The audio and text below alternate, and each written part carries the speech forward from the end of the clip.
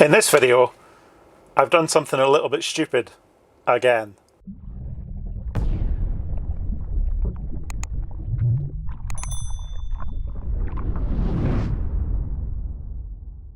That's right, as I'm sure you're all used to by now, I've bought another car. Well, actually a van this time. And in a move to decarbonise my fleet a little bit more, I have bought what is potentially the cheapest electric van in the country. And it is this 2013 Renault Kangoo ZE that I'm sitting in now. Let's take a look and see what it looks like on the outside.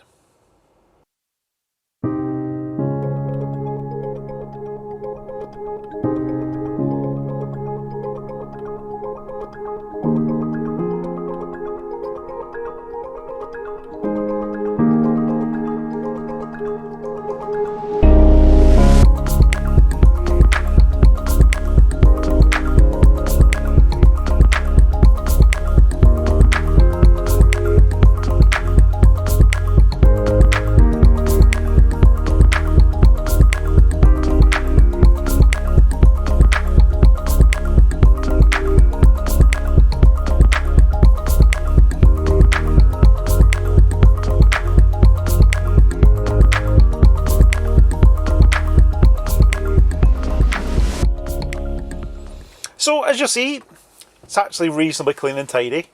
We've got 38,000 miles on the clock on a 13 reg, so you wouldn't expect it to be too wrecked really. And it's certainly in better condition cosmetically than the diesel van it's going to replace. A 65 reg Citroen Relay that really is far too big for what I ever tend to need a van for. And it's in much worse cosmetic condition because I actually bought it from a salvage yard as a write-off. Got it back on the road just by making it legal really, by changing the rear light that was broken and sort of ignoring the rest of the damage and going from there. But it's big, it's cumbersome, it's diesel, and I've always liked the idea of an electric van. So when this Kangoo ZE came up for sale, I sort of jumped at the chance because I thought for the money it was available for, it was a little bit of a bargain. But let's see, time will tell how good a decision that was, but let's get into it. So the first thing that really strikes me with this van is just how much it is clearly a conversion of the diesel Renault Kangoo. And you might have noticed a little clue of that on the outside, and I'll show you a bit more on that later, but even on the inside, it's absolutely quite clearly just the diesel van that has been electrified in some way. And that starts with just these keys. I mean, they're straight out of the internal combustion engine Kangoo. Very basic Renault keys. It's got remote central locking, but that's about it. And you actually, to make it go, you need to put the key in the lock and turn it like you would do to start the engine. And when you do that, it beeps like that and go comes up on the instrument cluster, and it's ready to go, just like ready mode in most EVs. So let's go for a drive, shall we? See what it's like.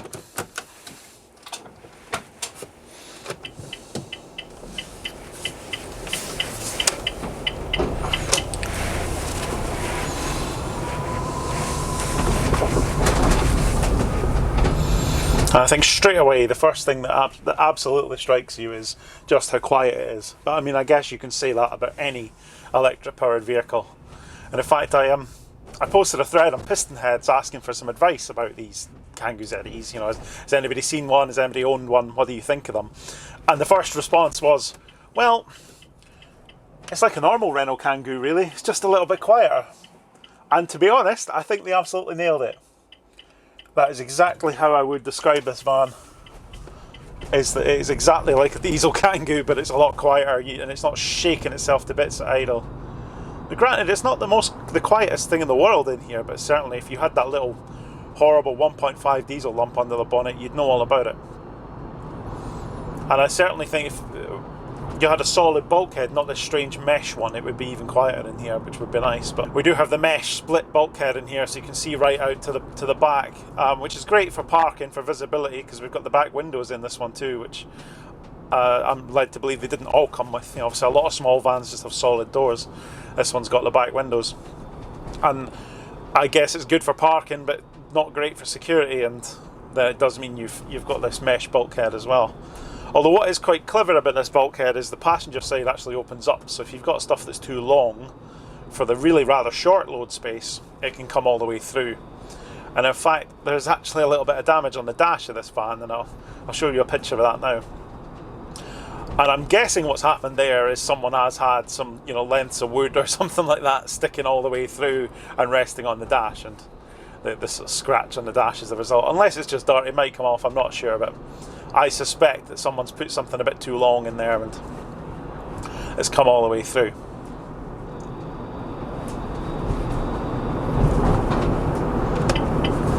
So this is one of the early Kangoo ZEs, not the earliest. It's a facelift model, as you'll have seen from the pictures. They actually released these in 2011, I believe, the pre-facelift, which had this sort of very strange ZE-specific front end with the sort of body-coloured panel, and then the charging socket very obviously grafted into the sort of knot grille. Whereas this one, the front end actually looks identical to the diesel van, and you open the Renault badge to get to the charging socket. I think that it used to be blue on the front end, the Renault badge, but the blueness is all flaked off of this one. I was doing some reading online, apparently that's very common, and even to the point that Renault gave up replacing them. So they would replace them under warranty when they were new. After a couple of years, the blue stuff on the Renault badge started flaking off. They would replace it and you'd get a nice blue badge again. After a few years, they gave up on that and they would just replace it with a silver badge, just without having any of the vinyl on at all, because it was that crap and it just wasn't durable at all. So the chances of being able to fix that and make it the way it was when it was new with actual genuine parts, pretty much nil, because Renault don't make them anymore. You can only buy this silver, the normal chrome Renault badge, which is the same as what you'll find on the diesel, I believe. And I'm hopefully going to restore it to its former glory. I might buy some blue tint film and put it on the badge and see if we can make it look a bit more like a Kangoo ZE should. Because it really is. It really doesn't tell the world that it's electric. I say this one has that sign writing on the sides which tells people it's 100% electric, but I imagine we'll be getting rid of that fairly soon. And it's fairly sprightly up to about 30 miles an hour. It's got that EV instant torque thing going on. You get to 30, 35 fairly quickly. We'll take it on the dual carriageway in a second, and we'll see that doesn't stay for long. It's not the most powerful thing in the world. I think it's about a 60 horsepower equivalent motor that's in this, so it's definitely not the fastest thing in the world. I used to have a 2001 Renault Kangoo, which had the 1.9 diesel, non-turbo diesel in it, and it was pretty slow in a similar way, but it certainly didn't have the sprint to 30. It was just slow from 0 to whatever you're going to get to. This one has that sort of EV sprint to 30, 35 miles an hour, and then it runs out of puff, and it sort of gives up quite dramatically. It's definitely not a van for regular motorway use, I don't think, and I don't think it was ever intended for that. Apparently the French Postal Service have got loads of these. Obviously in that, or typical French fashion, they like to buy their home brands, and so the French Postal Service got loads of these, but you can imagine it's fairly ideal for that kind of work. They will have fairly short runs, they don't need to worry too much. And so an EV like this is probably absolutely perfect and reduces their emissions, reduces their costs. Having said that, in terms of cost reduction, I think if you bought this brand new in 2013, it would have cost you £26,198. Apparently, that's according to Parker's. Now,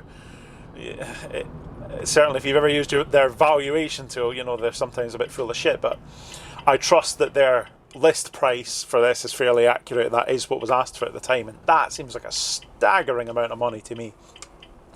26,200 quid for a tiny little van, and okay, it's electric and it's zero road tax and it's MOT exempt, but I mean, come on, you can buy a couple of Citroen Relays brand new for that kind of money. So we're pulling out the dual carriageway now. It gets to 50 and it just kind of runs out of puff. I think the 0 to 60 on this is 21.2 seconds. But it's all right, I'm not holding up traffic. I'm doing 60 now, and I'm not holding anybody up, and it gets there, but it's certainly not the last word in speed. And coming into this from my ZS EV or the BMW i3, which we've also got, which I do need to show you actually. Quite quite a few of you have asked about the i3, and I haven't managed to bring that to you yet, so we'll work on that. We'll need to try and get you some time with the i3, because I think you're going to love it. I certainly love it. But it's, yeah, nowhere near as sprightly as the R. It's definitely not built for performance. But it's competent enough, and if you're just going to dodge around town, and you know the only time you're really going to use a dual carriageway like this is to get between two bits of the same town, then I don't think you need to worry too much about the performance. I did see some people that responded to my thread on Pistonhead saying that, you know, it's very, very slow and it's awful, and I do wonder if they had been given these by their employer, and perhaps their employer hadn't thought that much about the use they had to put it through. It's very much, I think, a sort of urban type vehicle, and perfect for final mile delivery and that kind of stuff. We need to talk about the elephant in the room here, and it's the question everybody's going to ask about, and that's how far will it go in a charge, how long does it take to charge? And that's where the Kangoo gets a little bit of a pasting, really, or at least this older model does. So it has a 22 kilowatt hour battery, fairly small by today's standards, where we're fairly obsessed now with wedging the biggest battery you can into any given electric vehicle, because all those people that need to do 800 miles a day need to have a chance of doing so. But when it was new, I think the quoted range was about 100 miles. As we all know, the WLTP range, and actually this maybe even precedes that, so it was even more bullshit than WLTP is, but the quoted ranges by manufacturers tend to be a little bit on the optimistic side. I think the accepted real world range for this is about 80 miles in the summer. And this particular one, I think 50 to 60 is probably more accurate. It's not very charged at the moment, it's under halfway. And we're showing 19 miles of range at the moment. But yeah, I think 50 to 60 miles is probably all you're going to get. I imagine, you know, the battery's degraded a little bit. It's not too bad. It's not like a Leaf battery. The battery that's in these is a little bit more hardy than that. So I think, yeah, 60 miles in the summer is probably all you're going to get, though. It's not a long distance kind of machine. But then how far do you really want to drive in a small van like this anyway? So, but it all obviously depends on your usage. I mean, if your use of a van means you need to do hundreds of miles a day, then this isn't the van for you. And what even more so we get on to the next question that everybody asks, is how long does it take to charge? And the answer to that is a fairly long time. This is a 3.6 kilowatt onboard charger, and it doesn't have any rapid charging at all. So you can only charge on AC, and it'll only charge at a maximum of 3.6, which is fairly slow. So even with a 22 kilowatt battery, you're going to be a good sort of 6 to 8 hours to get a full charge into this if it's fairly dead. Not ideal. And, you know, even with the sort of 7 kilowatt charger from the Zoe, well, actually the Zoe can charge up to 22, right, on 3-phase, and 43 if you've got one of the ones with a 43 kilowatt charger. But even a 7 kilowatt onboard charger, which I believe the newer version of this with a 33 kilowatt hour battery has a 7 kilowatt charger, and it will charge a lot faster than this does.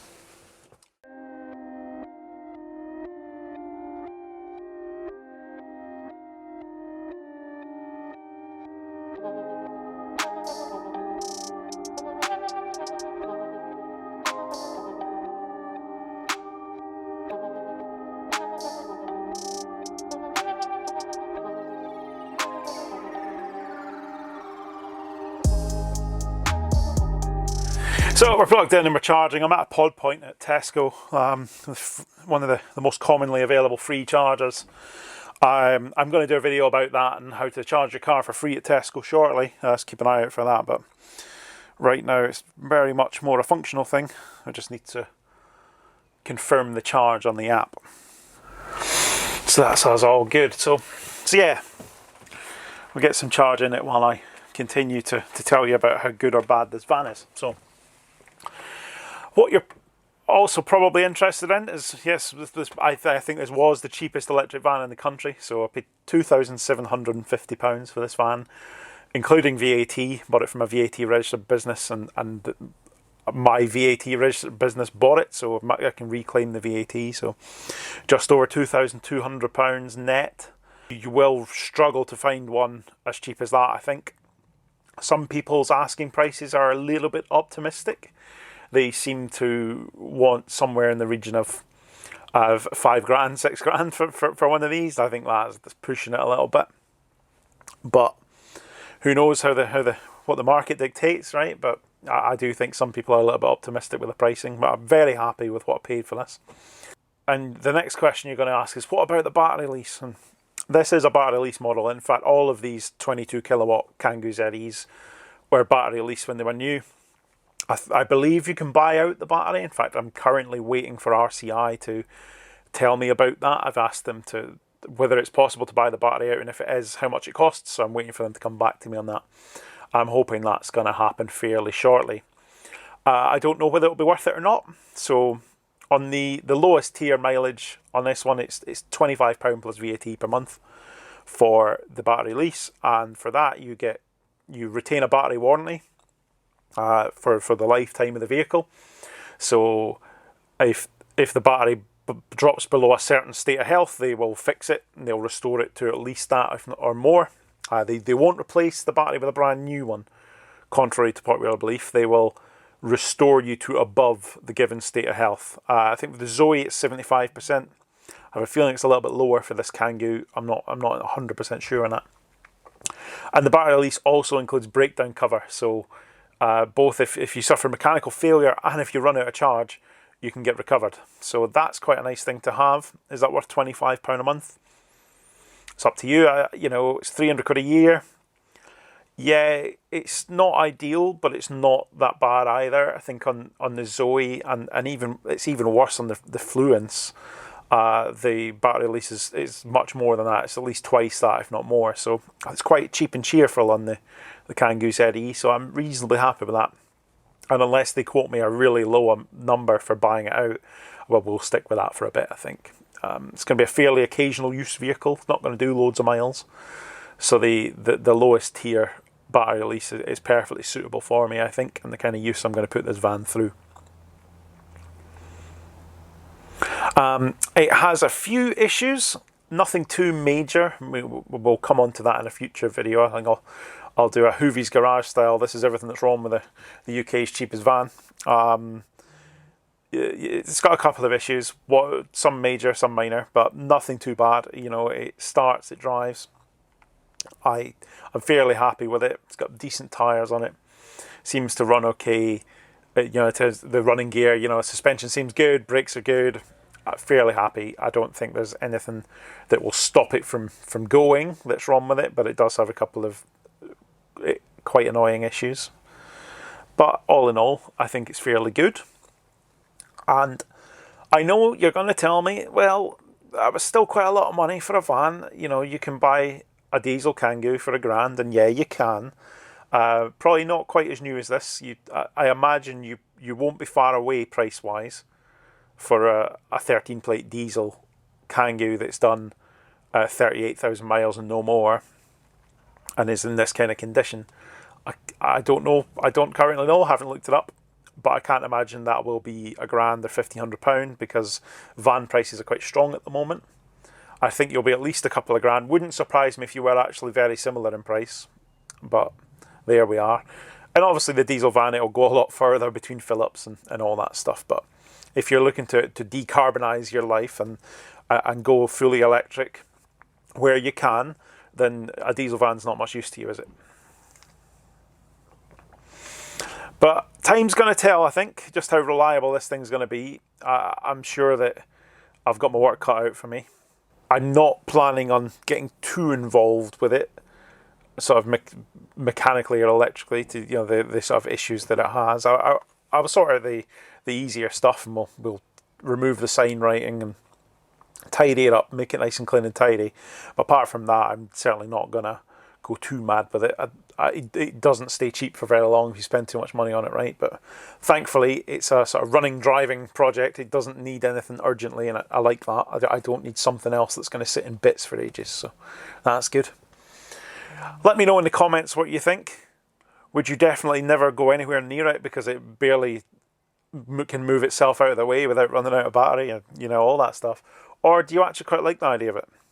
Do you like the idea of having something quite utilitarian around that you can chuck stuff in the back of, not worry too much about it? And, you know, for runs to the tip and stuff like that, apart from the fact it's a van and so the tip Nazis will chase you, it's a fairly useful thing. Let me know what you think. I'll be really interested. And I'll definitely bring you more on this soon. Thanks for watching, and I'll see you next time.